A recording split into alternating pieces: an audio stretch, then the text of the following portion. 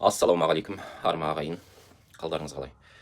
Амансыздар ма? Бүгін мен маған WeChat әлеуметтік желісінен Қытайлар тарапынан жасалынып жатқан шабуылдар жайлы айтпақшы. Кәдімгідей ұрып соғып қан ағызған шабуылдар емес, әлеуметтік желісі бойынша жасалынып жатқан жала жауып жасалынып жатқан шабуылдарды айтпақшы.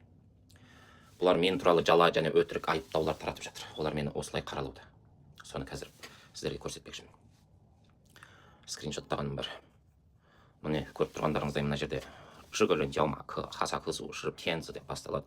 Бұның аудармасын сіздерге қазақшалап аударып берейін енді. Шаманың келгенінше. Айтады, бұл адамның аты Мәке дейді. Ұлты қазақ дейді. Ол алаяқ дейді.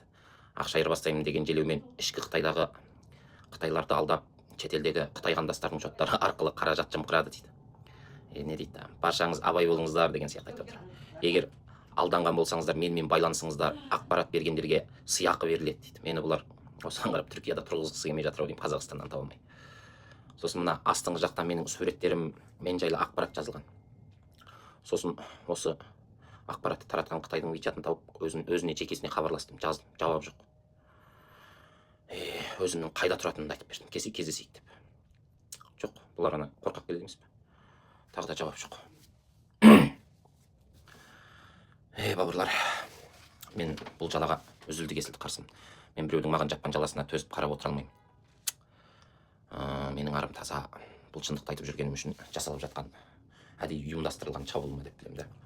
Ағайын, мына қазіргі жасанды интеллекттің дамыған заманында өтірікті шындай етіп көрсету оңай болып қалды ғой. Шүкір әйтеуір, бірақ шындық әрқашанда үстем болады. Біздің артымызда тек әділет пен адал ниетіміз бар.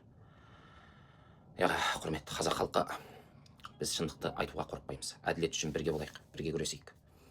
Әрқашан біргеміз. Видеоны бөлісіңіздер, лайк басыңыздар, таратыңыздар. Рахмет.